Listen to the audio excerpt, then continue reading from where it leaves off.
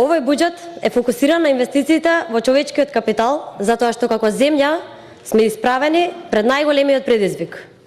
Како да ги задржиме нашите граѓани во земјата?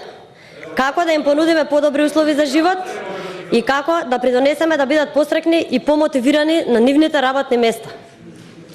Во 2020 година сериозно ќе инвестираме во подобро здравство, подобро образование, подобра социјална грижа и воопшто подобри услови за живот на сите наши граѓани.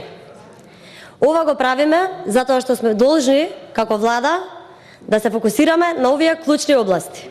Одговорно тврдам дека ова е популистички буџет, предизборен буџет со кој се подценуваат граѓаните затоа што се она што не можевте да им го дадите, а го ветивте во покачување на плати во образование, покачување на плати во здравство, покачување на пензии, не можевте да го остварите, го правите сега предизборно, меѓутоа треба да им кажете што жртвувате.